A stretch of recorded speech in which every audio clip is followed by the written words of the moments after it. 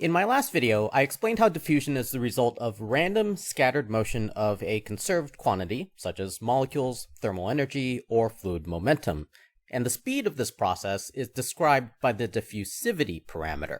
I encourage you to go watch that video first for some context and background, although it's not required. Here I wanted to address a point of confusion that seems to come up frequently for those who are learning about the physics of heat conduction. What is the difference between thermal conductivity and thermal diffusivity? Now, a lot of folks have tried to explain the difference in plain language, but as you can see, most attempts are less than impressive. And in my view, there is good reason for this. The two concepts are, at a fundamental level, the same thing. Well, okay, not exactly the same. What I will argue in this video is that the primary difference between them is not in what they are, but in how they're applied. It's sort of like the difference between a flathead and Phillips head. Both are screwdrivers, they're just used on different screws. I want to first show how similar conductivity and diffusivity are. These are the simplest forms of the heat conduction equations. The first equation, Fourier's conduction equation, says that the thermal conductivity determines how much heat energy flows across a given temperature gradient. The second equation says that the thermal diffusivity determines how fast a temperature profile flattens out as it goes to equilibrium. These are directly analogous to Fick's laws that describe the diffusion of molecules. Just as with thermal diffusivity, diffusivity in Fick's laws describe the speed of diffusion of a substance through a medium. Here's the interesting part. Fick's diffusivity is used in both equations. So what's the difference? Let's take a closer look at the first equations. Fick's first law relates molecule concentration gradient to molecule flux. Fourier's conduction equation relates temperature gradient to thermal energy flux. So, implicit in the equation is a conversion from thermal energy to temperature. To change the conduction equation to match Fick's laws, it would need to be written not in terms of temperature, but some other value we'll make up just for the sake of this thought experiment. Something like instantaneous thermal energy concentration, or the amount of thermal energy that can be stored per volume. To do that, you need to multiply by density and heat capacity, a product that is sometimes called the volumetric heat capacity. Quick side note, volumetric heat capacity is how much energy it takes to heat up a given volume of material, 1 degree Celsius or Kelvin, whereas specific heat capacity tells you how much energy it takes to heat up a given mass. Specific heat capacity at constant pressure is typically the default property that we work with, but both are measures of thermal energy storage capacity. So, why don't we use this form of the conduction equation? Well, because of practical utility. We easily and directly measure temperature. We can't measure instantaneous thermal energy concentration. That has to be calculated based on temperature, which kind of defeats the purpose. For the second equation, it doesn't actually matter which one we use. It's the same diffusivity either way, and I think that's a key point.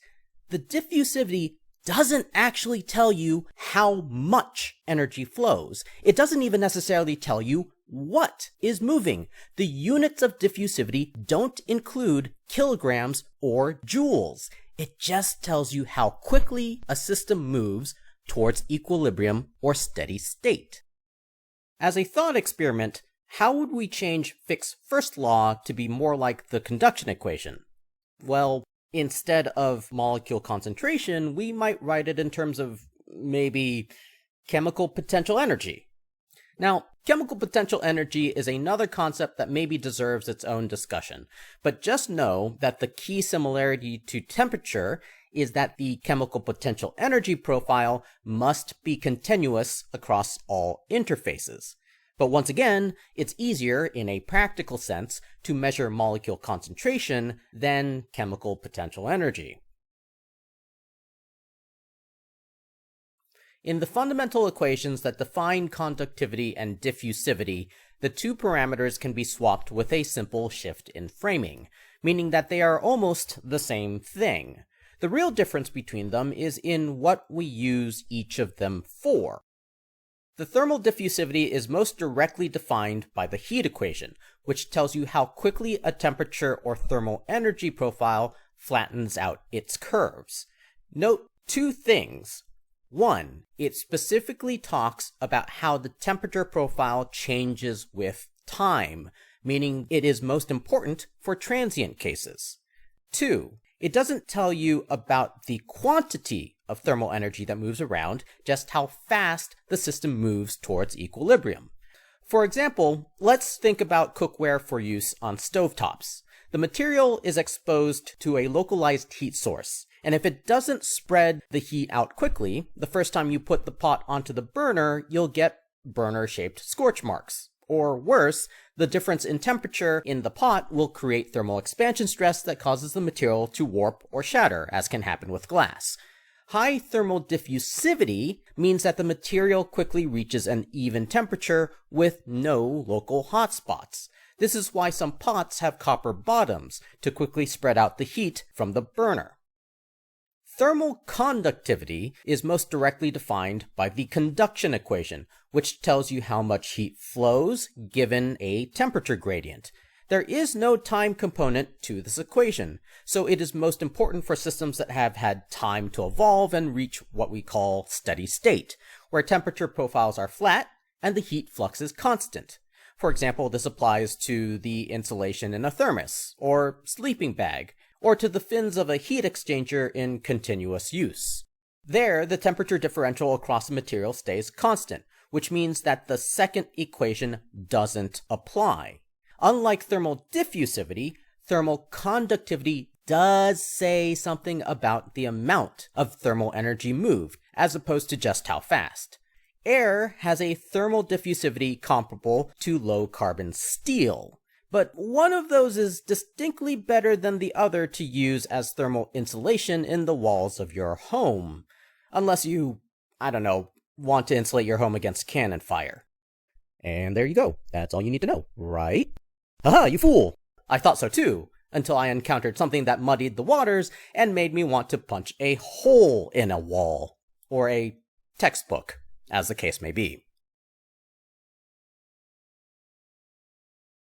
This is my old textbook on transport phenomena. Chapter 10 is solidification of metals, and on page 330, I read this with respect to casting of molten metal in molds. The product K rho C represents the ability of the mold to absorb heat at a certain rate, and is called the heat diffusivity. Footnote: the heat diffusivity has units of joules squared, inverse meters to the fourth power, inverse Kelvin squared, inverse seconds, and should not be confused with thermal diffusivity. I cannot describe to you in any way that would not get this video flagged the rage I felt upon reading those lines. Look at that name! Look at those units! Now, this book was published in 1994, and the terminology has been updated since then, thankfully. Today, you might be taught about thermal effusivity, which is the square root of this value. The name is an improvement, and the units are... You know what? Let's just pretend we don't see them. To be fair, I don't think this concept is widely taught. It certainly wasn't covered in my undergraduate class. But here's the thing. This value can be really useful. Allow me to explain. When you pour liquid metal into a casting mold, the mold will absorb heat from the metal. As it does so, the casting mold heats up and the metal starts to solidify. In this example, the metal stays close to the same temperature, its melting temperature, as the metal freezes solid and releases its latent heat of melting. Calculating the heat flux into the casting mold is important for determining how fast the metal solidifies, which is important for the quality of the cast metal piece. the equation for heat flux across the interface is this, and here is where the term shows up. How do we understand this value? First off, if the units are an abomination, the name heat diffusivity is a war crime. It is not a diffusivity. Diffusivity is concerned with how fast matter or energy moves around, not how much of it does. Conductivity incorporates some sense of how much energy can be moved based on temperature differential. Similarly, effusivity, or effusivity if you want, describes the amount of thermal energy that immediately gets delivered across a surface upon first contact with another source. Note the qualifiers I'm using: immediate, first contact. Thermal effusivity is relevant to the transient case, at short time scales where the temperature profile is still changing. At steady state, the conductivity determines the rate of thermal energy flow through the material. But before the system reaches steady state, an extra portion of energy is needed at the beginning to heat or cool the material itself, to bring it up to the required temperature. This is where effusivity matters. For more examples of where this value comes up, let's talk about the reverse situation. Instead of heat being drawn from molten metal, think about heat being dumped into melting ice. Like how you might use a warmed-up spoon to tackle a hard block of ice cream. Or that demonstration you might have seen where they put an ice cube on a plastic or wood dish and another cube on a metal plate, and the ice cube on the metal plate melts faster, even though both plates start at the same temperature. As with casting of molten metal, the same equations apply, and the pertinent property is the thermal effusivity of the metal versus the plastic, at least at the start of the demonstration, until the temperatures of the plates reach a steady state. How about a more tangible example? Imagine going outside during winter. Oh goodness, I wish it was winter. Take a glove off and think about how cold the winter air feels on your bare hand in the absence of any wind. Not terribly cold. Now place your hand on a piece of wood. It feels a bit colder. Now grab a metal pole and it feels very cold. Does that mean that the air, the wood, and the metal are at different temperatures? No! They've all been outside a long time, and they are all at the same temperature. What you're sensing is not so much temperature, but heat transfer, and how much heat is being sucked from your flesh. At first contact, that feeling is determined by the thermal effusivity of each material. I find that analogies can be powerful teaching aids, but coming up with a good one requires a bit of tinkering and test driving, so I want to offer an analogy that brings together all three parameters, but if it's not your jam, no problem, you can skip ahead to the summary and extra credits. Imagine building a flood control canal for an area prone to flash floods. A lack of geotechnical or civil engineering experience isn't going to stop you, you just start digging! You want to save on concrete, but you also want to avoid excessive soil erosion due to fast-moving water, so you periodically build in rocky breakers to interrupt the flow. With a bit of extra manpower available, you also dig a series of catchment pits to absorb some of the flow volume. If you skimped on the construction and built few breakers and dug shallow pits, the flash flood waters will flow down the canal and reach the opposite end moments after it starts raining. If you dug some deep pits, the canal will be able to absorb a large volume of flood water initially. However, with sustained rains, the pits will eventually fill, and then all there is to stop the flow are the breakers. The more there are, the slower the flow. In this analogy, the canal is the material, the water is thermal energy, the catchment pits represent the volumetric heat capacity, and the frequency of the breakers, or lack thereof, represents thermal conductivity. The first case we described is analogous to a material with high thermal diffusivity.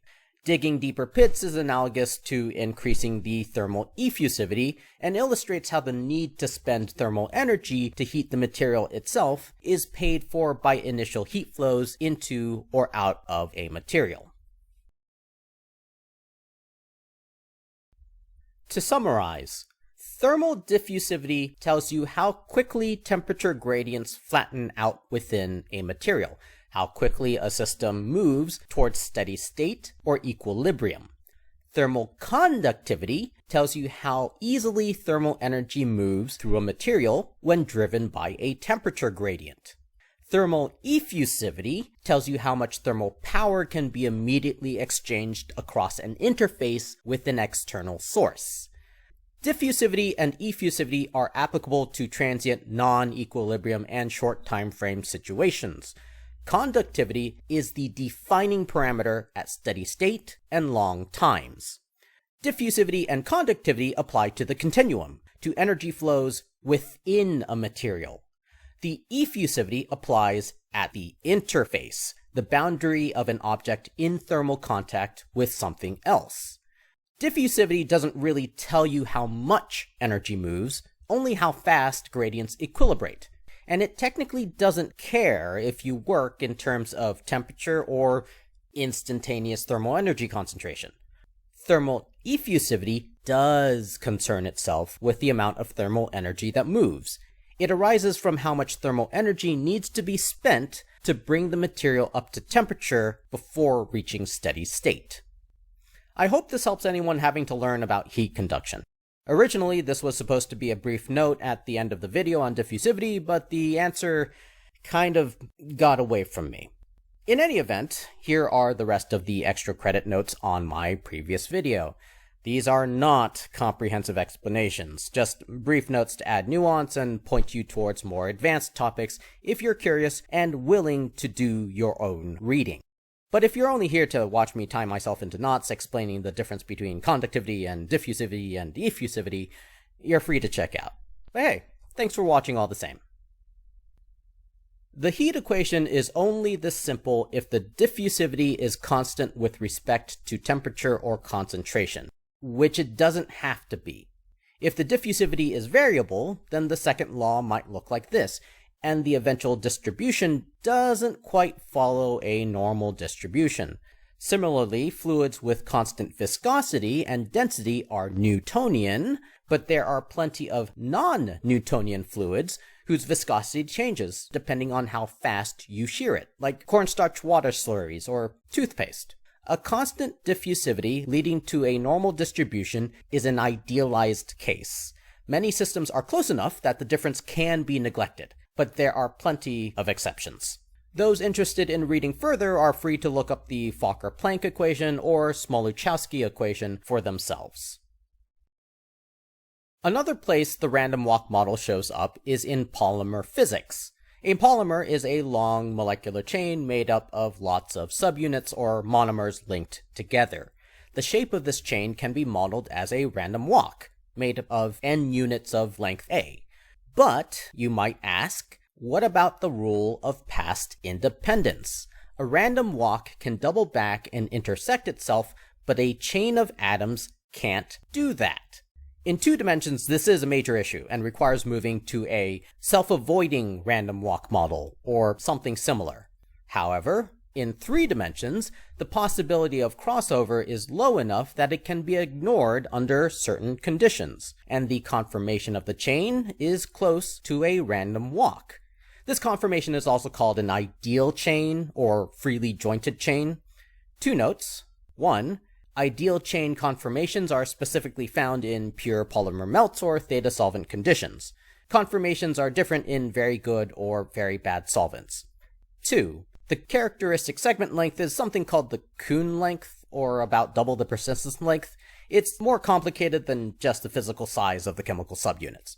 Polymer science is a whole thing unto itself. The basic form of the heat equation, as a second-order differential equation, pops up in a couple other interesting places. Above is the Black-Scholes equation. It is used in finance to calculate the optimal price of an option based on expected changes in the value of the underlying asset. If you can accurately predict that price, you can identify market inefficiencies and make some money.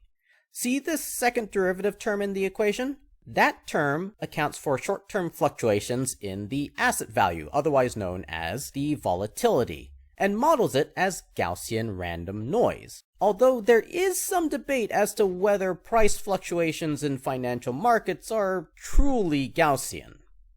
Below is the position space Schrodinger equation. Again, you'll find a second derivative term, which indicates that curvature in the wave function leads to its diffusion in imaginary time.